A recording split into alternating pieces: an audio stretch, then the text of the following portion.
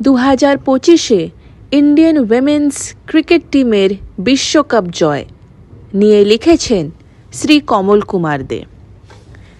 2025-এ team ইন্ডিয়ার মেয়েরা ক্রিকেটে প্রথমবার বিশ্বকাপ জয় করে ইতিহাস তৈরি করে ফেলেন। এ যেন এক রূপকথার কাহিনীর মতন স্বপ্ন জয়। এই রূপকথায় কোনো রাজপুত্র নেই, প্রত্যেকেই রাজকন্যা। এই রাজকন্যারা কোন প্রদেশ, কোন ধর্ম, কোন জাত জানা নেই। এরা প্রত্যেকেই টিম ইন্ডিয়ার সদস্য। টিম ইন্ডিয়ার নীল রঙের জার্সির এক একজন বিশ্বজয়ী রাজকন্যা। একত্রিতভাবে সব রাজকন্যাদের অবদানেই এই জয় প্রাপ্ত হয়েছে। এই সাফল্য দল কোনো ব্যক্তির নয়, এই দল ব্যক্তিগত নৈপুণ্যের উচ্ছ্বিত হয় না, সেঞ্চুরি করলে ব্যাট তোলে না। এই টিম ইন্ডিয়ার খেলোয়াড়রা 8-এর ঘরে আউট হয়ে গেলে বিরক্ত হন, 100 রান মিস করার জন্যে নয়, দলকে আরও একটু বাড়তি রান দিয়ে যেতে না পারার জন্য।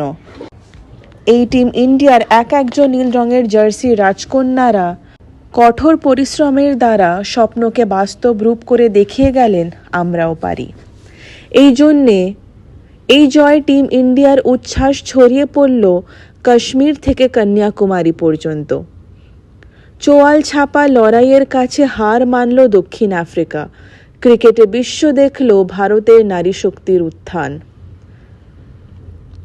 নারী শক্তির বিশ্বজয় ইতিহাসের পাতায় রয়ে যাবে, কোনোদিনও ধূসর হবে না।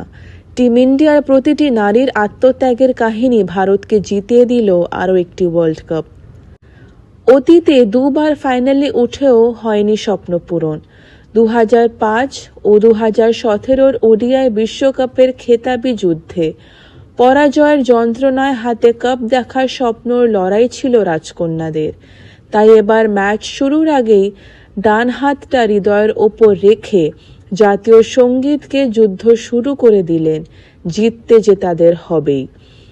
নিজেদের কঠোর পরিশ্রমের দ্বারা চেষ্টা এবং প্রচেষ্টার মাধ্যমে সমগ্র দৈহিক ও মানসিক সত্তা তৈরি করে ফেলেছিলেন, প্রত্যক্ষভাবে নিজেদের শক্তিকে অন্তরের ভেতরে জাগ্রত করে তুলতে।